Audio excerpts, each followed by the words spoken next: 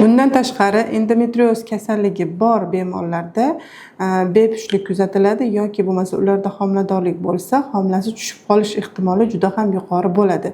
Ya'ni muddatdan oldin tug'ish xavfi yuqori bo'ladi. Assalomu alaykum YouTube kuzatuvchilari. Sizlarda endometrioz kasalligi bor, lekin buni nima kasalligini va qanday kasalligini, kelib chiqish sabablari va qachon vrachga borish kerakligi haqida ma'lumotga ega emassiz. Keling bugun sizlar bilan shu haqida gaplashamiz. Endometrioz kasalligi nima o'zi? Endometrioz bu bachadon devorlarida endometriy hujayrasining joylashib qolishi oqibatida kelib chiqadigan endometrioz kasalligi hisoblanadi. Buni keltirib chiqaruvchi sabablari asosan nasliy moyillik bo'lishi mumkin yoki bo'lmasam ko'p tug'ruqlilik, tug'ruqdan keyingi abortlar yoki kesarvalar, bular hammasi endometrioz kasalligiga sababchi bo'ladi. Hayzli og'riqli keladigan ayollar, bular hayzini normada shunday keladi deb o'ylashadi. Lekin buni asosiy sababi endometrioz kasalligi haqida bilishmaydi. Buni norma deb o'ylab yuraverishadi. Hozirgi kunda 80% ayolda endometrioz kasalligi bor, lekin o'zlari bilishmaydi bu haqda. Endometrioz kasalligining asosiy belgisi bu hayzni og'riqli kelishi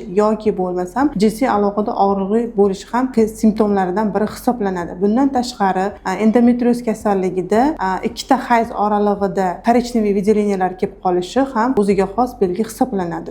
Bundan tashqari endometrioz kasalligi bor bemorlarda bepushtlik kuzatiladi yoki bo'lmasa ularda homiladorlik bo'lsa, homilasi tushib qolish ehtimoli juda ham yuqori bo'ladi. Ya'ni muddatdan oldin tug'ish xavfi yuqori bo'ladi. Endometrioz kasalligini qanday aniqlanadi? Endometrioz kasalligi asosan UZI tekshiruvida va klinik belgilarga qarab turib aniqlanadi. Buni keltirib chiqaruvchi sabab o'sha gormonlar buzilishi deganim uchun gormonlarni alohida analizi tekshiruvlar natijasida tasdiqlansagina bu diagnoz qo'yiladi. Buni qanday qilib davolanadi? Asosan buni homilador bo'lmagan ayollarda homiladorlikka tayyorlaymiz. Homiladorlik davrida bachadondagi endometrioz hujayralari o'z-o'zidan so'rilib ketadi. Yoki bo'lmasam bularga gormonal preparatlar, ya'ni releasing gormonlarini kamaytiradigan va bundan tashqari progesteron gormonlari berilib, mana shu endometrioz o'choqlarini so'rildirishi tavsiya beramiz. Bundan tashqari endometrioz kasalliklarda asosan tuxumdonlarda kista ham uchraydi, ya'ni endometrioidning kista juda ko'p uchraydi. Endometrioidning kistada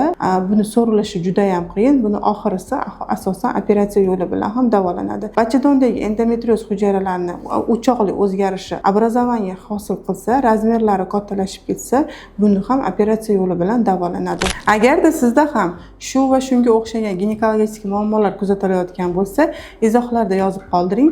Men sizlarga bu haqda to'liq video qilib chiqarishga harakat qilaman.